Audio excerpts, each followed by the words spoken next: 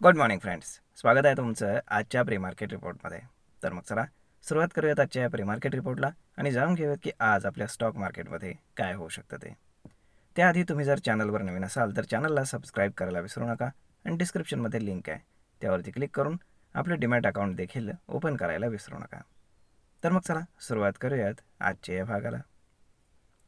मित्रांनो, आता शनिवार रविवारमध्ये ज्या काही घडामोडी घडलेल्या आहेत त्या आधी आपण पाहून घेऊयात. तर यामध्ये ज्या सगळ्यात मोठ्या घडामोडी आहेत त्यामध्ये रिलायन्स, ICICI बँक आणि HDFC बँक या तीनही इंडेक्स हेवीवेट कंपन्यांनी स्वतःचे रिझल्ट जे आहेत तर ते क्वार्टर वनचे अनाऊन्स केलेले आहेत. तेही आपण पाहणार आहोत कसे आहेत ते. परंतु त्याआधी जर आपण US मार्केट जर पाहिलं रात्री शुक्रवारी तर ते थोडंसं नर्वस होऊनच क्लोज झालेलं होतं. परंतु त्याच्यामागचं रिझन काय होतं तर त्याच्यामागे बेसिकली रिझन असं होतं की तिथे कुठल्याही प्रकारचा ट्रिगर आता शिल्लक नाही आहे आणि ट्रम्पने अशी एक आपण काय म्हणू शकतो की अनाऊन्समेंट केली होती छोटीशी की ते युरोपियन युनियनवरती 15 ते 20% अजून एक्स्ट्रा टॅरिफ लावण्याच्या तयारीमध्ये आहेत. त्यामुळे ट्रेड वॉर वाढण्याची शक्यता आहे आणि अशा गोष्टी समोर आल्यामुळे मार्केट काही तिथे व्यवस्थित चाललेलं नाही. म्हणजेच काय की आपण जर पाहिलं तर ग्लोबल क्यूज जे आहेत तर ते थोडेसे नर्वस आहेत. ओके, जरी तिथे ऑल टाईम हायला मार्केट असलं तरीसुद्धा. ओके, आता जर आपण पाहिलं तर शुक्रवारी कुठलेही आपल्याकडले जे ट्रेडर्स आहेत तर ते मोठमोठ्या पोझिशन्स घेऊन गेले नव्हते, कारण साहजिकच आहे की शनिवार रविवारमध्ये 3 इंडेक्स मोठ्या कंपन्यांचे हेवीवेट कंपन्यांचे रिझल्ट येणार होते आणि कोण कसं रिझल्ट पोस्ट करेल ते काही सांगता येत नव्हतं. त्यामुळे त्याचा इम्पॅक्ट आज आपल्याला मार्केटवरती पाहायला मिळेल. म्हणजे मोस्टली आज मार्केट ट्रेंडिंग राहण्याची पॉसिबिलिटी खूप जास्त आहे. ओके, आता ते कुठल्या बाजूला ट्रेंडिंग राहतं, डाऊन साईडला की अप साईडला, ते पाहावं लागेल. तर आता सगळ्यात पहिल्यांदा पाहूयात की HDFC बँकचा रिझल्ट. तर HDFC बँकचा जो रिझल्ट आहे तर तो ॲज पर एक्सपेक्टेशन आलेला नाही, एक्सपेक्टेशनपेक्षा थोडासा खराब आलेला आहे. त्यानंतर ICICI बँकचा जर रिझल्ट पाहिला तर तो ॲज एक्सपेक्टेड आलेला आहे. म्हणजेच आपण म्हणू शकतो की फार काही चांगला नाही, परंतु त्यातल्या त्यात बरं आहे. आणि जर आपण रिलायन्सचा रिझल्ट पाहिला तर रिलायन्सचा रिझल्ट हा एबिट मार्जिन सोडता, एबिट मार्जिन म्हणजे जे आपण काय म्हणतो की अर्निंग बिफोर टॅक्स मार्जिन जे आहे तर ते मार्जिन सोडता बाकीच्या सगळ्या कंडिशन्सवरती चांगला आलेला आहे. म्हणजे त्यातल्या त्यात पाहिलं तर रिलायन्सचा रिझल्ट हा सगळ्यात चांगला आहे. त्यानंतर ICICI बँकचा रिझल्ट आहे आणि त्यानंतर HDFC बँकचा रिझल्ट आहे, असं आपण त्याला रोमध्ये उभं करू शकतो. परंतु रिलायन्सचा जो GDR इंटरनॅशनल मार्केटमध्ये काम करतो सुट्टीच्या दिवशीसुद्धा, तर त्यामध्ये जर आपण घडामोड पाहिली तर जेव्हा रिलायन्सचा रिझल्ट चालू होता तेव्हा तिथे जो GDR आहे तो स्पाइकअप झाला होता, परंतु जसा रिझल्ट संपला तसा तो GDR पुन्हा खाली आला.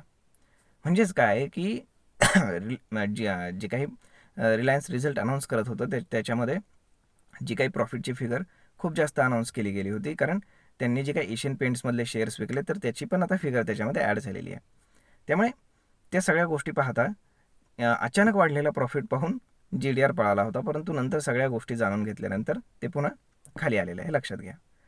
त्यामुळे आज काय होईल ते पाहणं जास्त गरजेचं आहे, कारण शुक्रवारी मार्केटने एक निजर्क रिॲक्शन देऊन 25,000 तोडून डाऊन साईडला मार्केट क्लोज झालेलं आहे. मग आज त्याला फॉलोअप मिळणार का, काय होणार की 25,000 पुन्हा मार्केट एक फेक ब्रेकडाऊन करून मार्केट वर जाऊन क्लोज करणार ते पाहणं जास्त गरजेचं आहे. यासाठी जर आपण FISDAचा डेटा जर पाहिला शुक्रवारचा तर दोघेही नेट बायर्स होते. FISनं 300 कोटींच्या आसपास बाईंग केलं आहे आणि डोमेस्टिक इन्स्टिट्यूशन्सनं 2,000 कोटींचं बाईंग केलेलं आहे. जर आपण प्रोप्रायटरी ट्रेडर्स आणि FISचा जर डेटा पाहिला तर FISनं स्वतःच्या शॉर्ट पोझिशन्स या इन्क्रीज केलेल्या आहेत आणि जे काही प्रोप्रायटरी ट्रेडर्स आहेत तर ते न्यूट्रल आहेत विथ नेगेटिव्ह बायस. म्हणजे जर मार्केट थोडंफार खाली गेलं तरी त्यांना पैसे मिळतील, परंतु FIS मात्र मार्केटवरती शॉर्ट आहेत. त्यामुळे आता आजचा दिवस हा खूप महत्त्वाचा आहे, कारण मार्केटमध्ये जी काही आपण काय म्हणतो की ट्रेड डील आहे तर ती काही होताना दिसत नाही आहे. ओके, त्याच्याबद्दलच्या फार काही अपडेट्सही आता येणं बंद झालेलं आहे. त्यामुळे आज हे जे 3 रिझल्ट आलेले आहेत तर हे मार्केटवरती फार जास्त इन्फ्लुएन्स क्रिएट करू शकतात.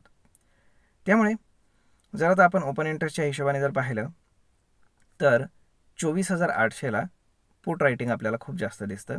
त्यानंतर 25,000ला सुद्धा पुट रायटिंग आहे, परंतु तेच आपण काय म्हणू शकतो की ते जे पुट रायटर्स आहेत, जर आज मार्केट खाली जाऊ लागलं फ्रायडेचा लो ब्रेक करून, तर ते जे 25,000वरती बसलेले पुट रायटर्स आहेत, तर ते अनवाइंड व्हायला सुरुवात करतील आणि त्यानंतर मार्केट अजून खाली दाबण्याचा प्रयत्न केला जाईल.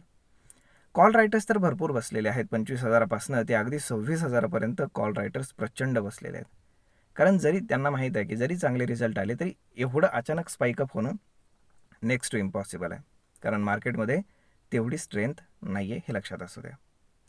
त्यामुळे पाहावं लागेल की आज काय होते. कारण आज ज्या बाजूला मार्केट ब्रेक करेल, म्हणजेच एक साधी गोष्ट आहे, म्हणजे फार जास्त ॲनालिसिस जास्त करण्यात काही पॉईंट नाही.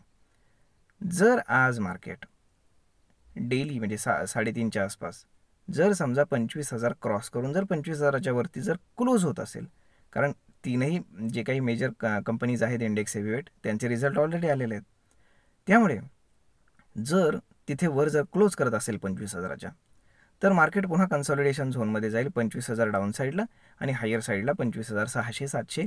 आणि जर ट्रेड डीलची घोषणा झाली तर मग मार्केट तो वरचा जो झोन आहे तर तो ब्रेक करून पुन्हा एकदा ऑल टाईम हायला जाण्याचा प्रयत्न करेल. आता आज जर शुक्रवारचा लो ब्रेक करून जर मार्केट खाली क्लोज करण्याचा प्रयत्न करू लागलं, तर मग ते एक बॅड सिग्नेचर आहे मार्केटसाठी.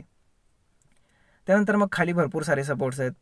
24,800 आहे, त्यानंतर 24,750 आहे, 24,600, 24,500 असे भरपूर सपोर्ट्स खाली आहेत, म्हणजे ओपन होतील खालच्या लेवल्स. परंतु ते पाहणं जास्त गरजेचं आहे की नक्की काय होतं ते. त्यामुळे होप सो पाहूयात काय होतं आहे आजच्या 1-2 दिवसांमध्ये. तर मग मित्रांनो, गिफ्ट निफ्टी इंडिकेट करत आहे की मार्केट आज ऑलमोस्ट फ्लॅट ओपन होतं आहे आणि तीच थोडीशी कन्सर्निंग गोष्ट आहे.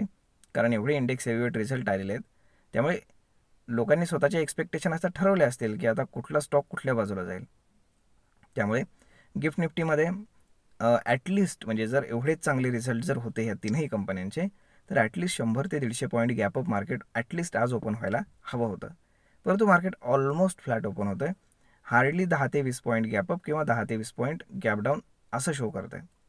त्यामुळे फार काही मार्केटमध्ये आज सुरुवातीला होईल असं वाटत नाही. परंतु मार्केट फ्लॅट ओपन होतं आहे म्हणजेच कुठल्या तरी बाजूला ट्रेंडिंग राहण्याची पॉसिबिलिटी खूप जास्त आहे. पाहूयात काय होते ते. तर मग मित्रांनो, हा व्हिडिओ, ही माहिती तुम्हाला कशी वाटली हे तुम्ही आम्हाला कमेंट करून नक्कीच सांगा.